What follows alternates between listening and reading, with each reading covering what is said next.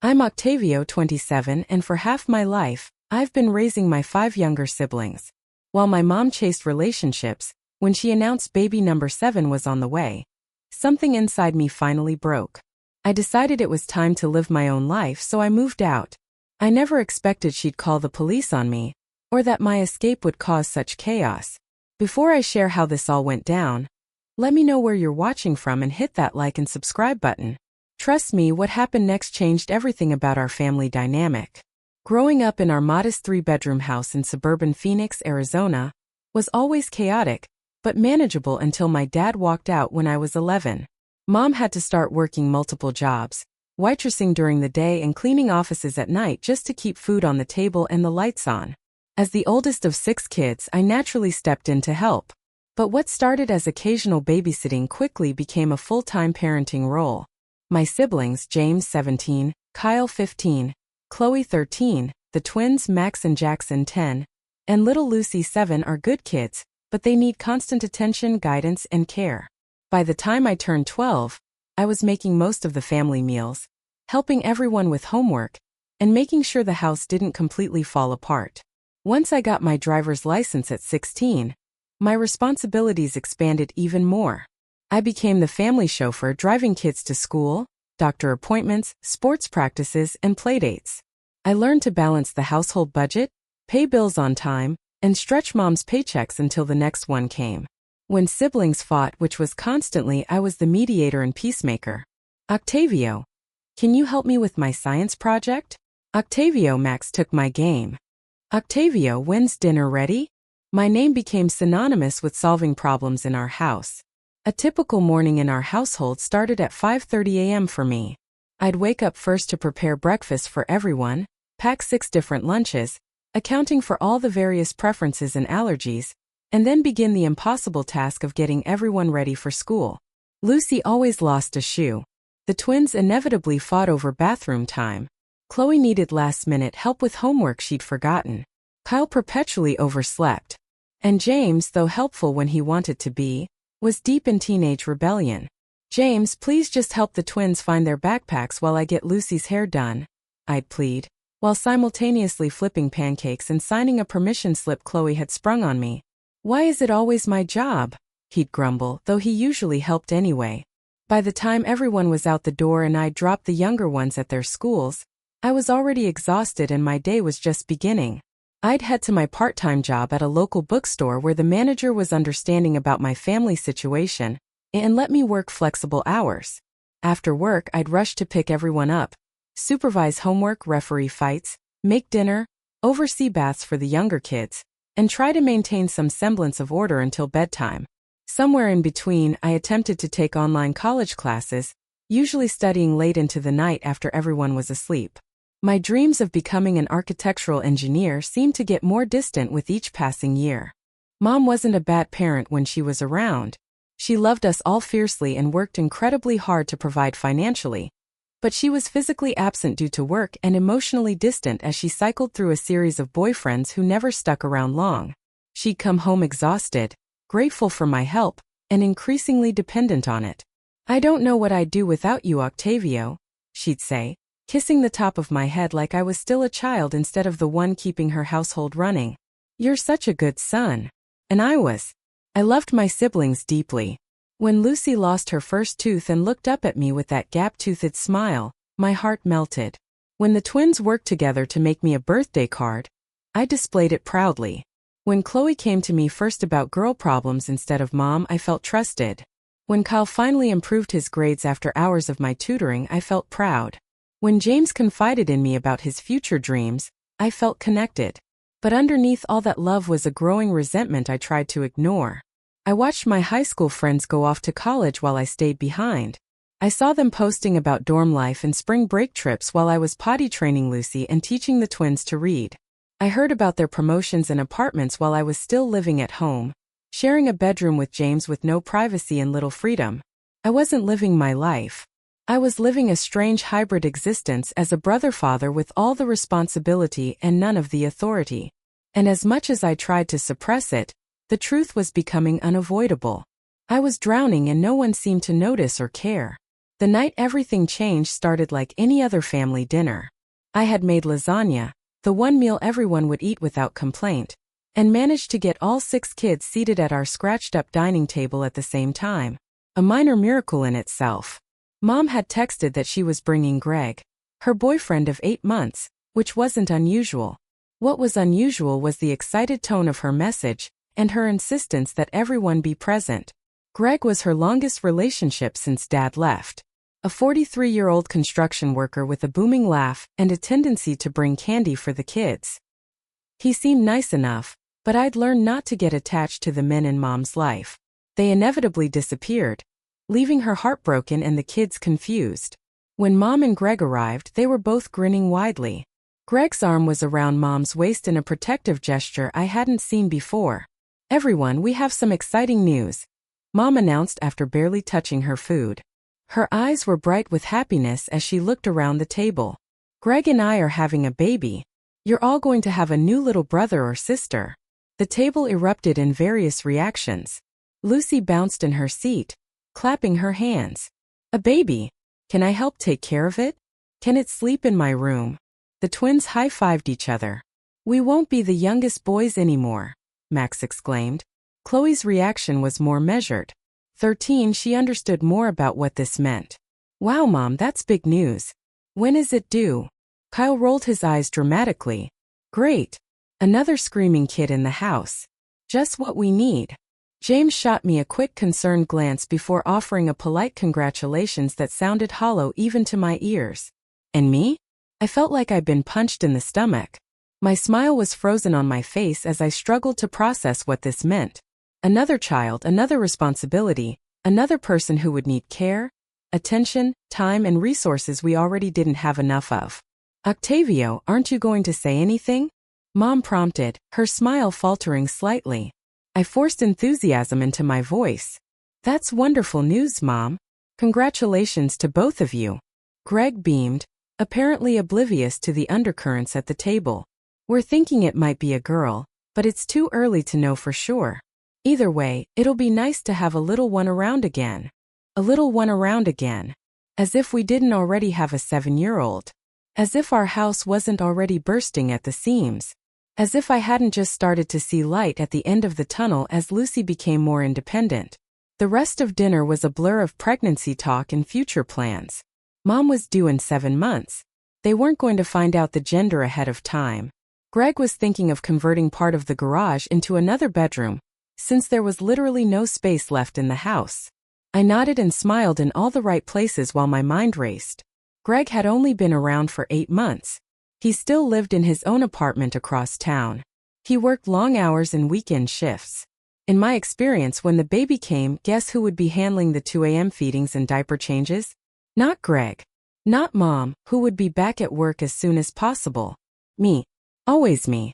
After dinner, when the kids were occupied with homework and television, I found Mom alone in the kitchen. "Mom, can we talk about this?" I asked quietly. "About the baby. Isn't it wonderful, Octavio? I know it's unexpected, but Greg is different. He's really committed." I took a deep breath. "That's great, but I'm concerned about the practical aspects. The house is already crowded. Finances are tight.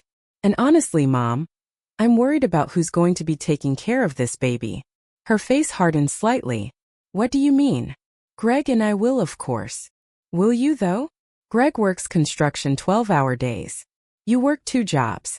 Who's going to be doing the midnight feedings, the doctor appointments, the daily care?" "We'll figure it out like we always do," she said dismissively. "Maybe I can cut back hours. Greg might switch to a different crew with more regular hours. And of course we have you." There it was. The assumption that had defined my life for the past 15 years. "Mom, I'm 27. I've put my life on hold to help raise the others, and I've never complained. But I can't do it anymore. Not with another baby." She looked genuinely surprised. "What are you talking about? This is your family, Octavio. We need you." "I need me too, Mom. I need to finish my degree. I need to start my career. I need my own life."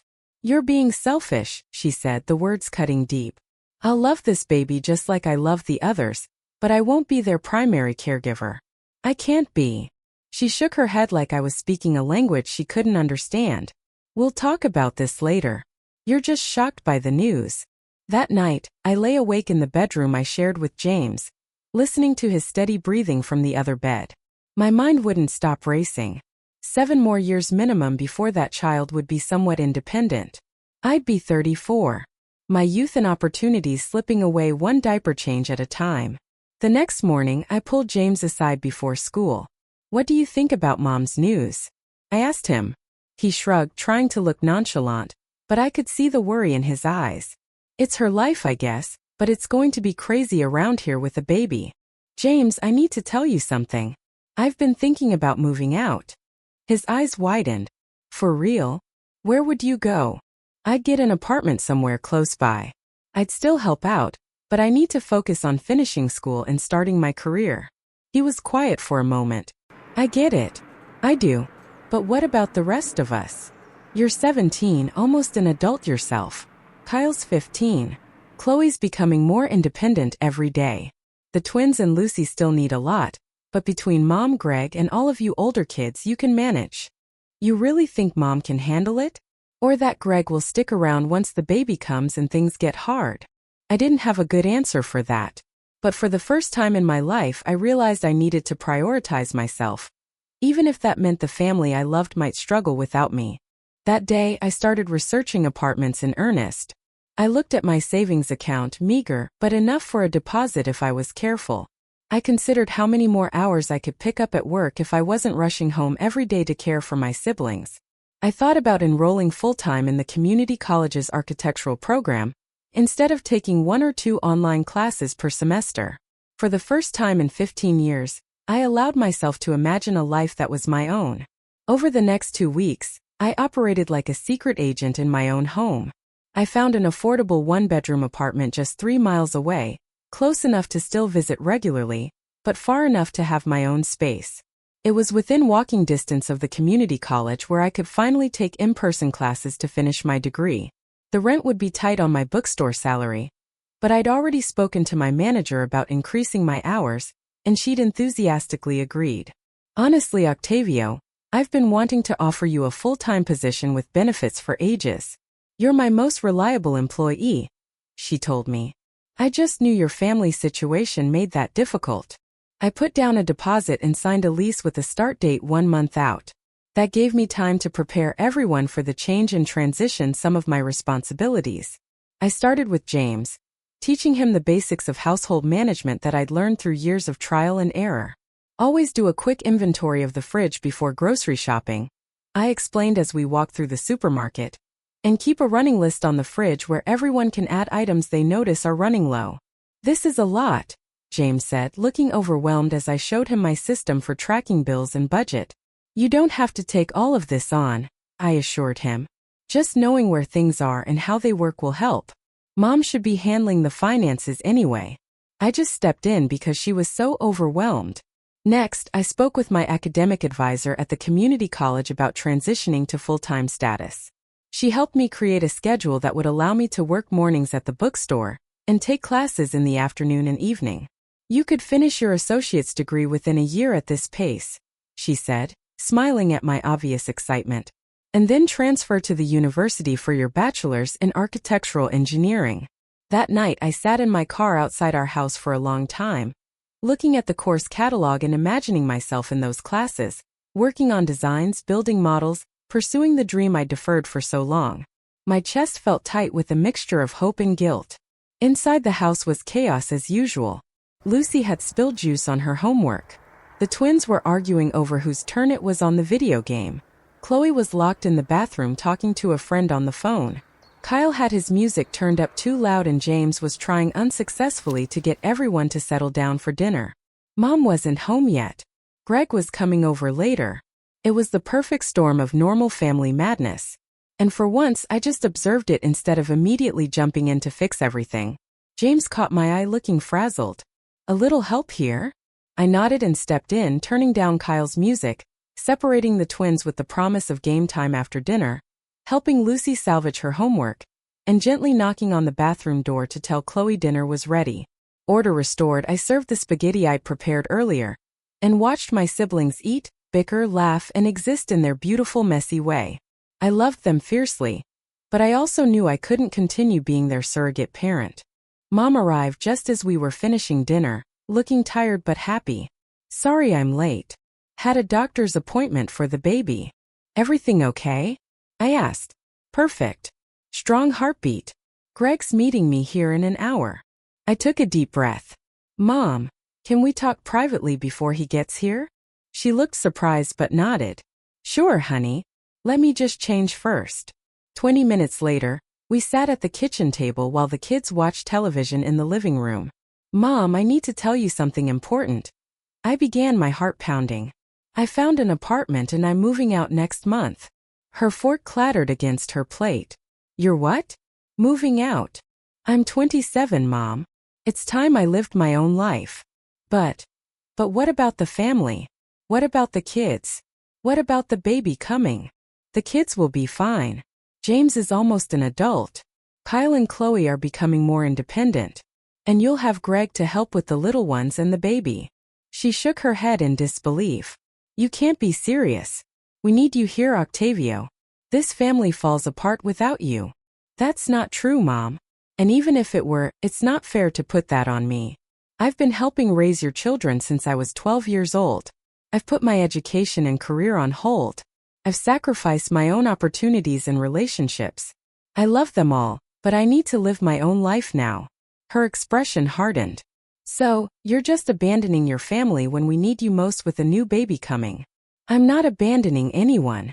I'll still be close by. I'll still visit and help when I can, but I won't be the primary caregiver anymore." "That's your role, Mom, not mine. How can you be so selfish? After everything I've done for you." That struck a nerve. "Selfish? Mom, I've been taking care of your children for 15 years. I've been a parent when I should have been a child myself. How is wanting my own life selfish?" "Because family comes first, Octavio. Family takes care of each other." "Yes, they do. But there's a difference between helping out and sacrificing your entire future. I've done the latter for too long." Our voices had risen, and I suddenly realized the television in the living room had gone silent. The kids were listening. Mom noticed too and lowered her voice to a harsh whisper. "You can't do this to me, to us. I'm not doing anything to you. I'm doing something for me for once. If you walk out that door, don't bother coming back," she said, the ultimatum hanging heavy in the air between us. I hadn't expected that, and it felt like a physical blow. "You don't mean that." "I mean every word. If you're not with this family 100%, then you're not part of it at all." I stood up, my chair scraping loudly against the floor. "That's not how family works, Mom. And if that's really how you feel, then maybe it's better that I leave sooner rather than later." I walked out of the kitchen to find all 5 siblings standing in the hallway, their faces showing various degrees of shock and distress. Lucy was crying silently, her small shoulders shaking. The twins looked confused and scared. Chloe was biting her lip hard. Kyle's face was stormy with anger. And James looked resigned, as if he'd been expecting this confrontation for years. "You're really leaving?" Lucy asked in a small voice. I knelt down to her level.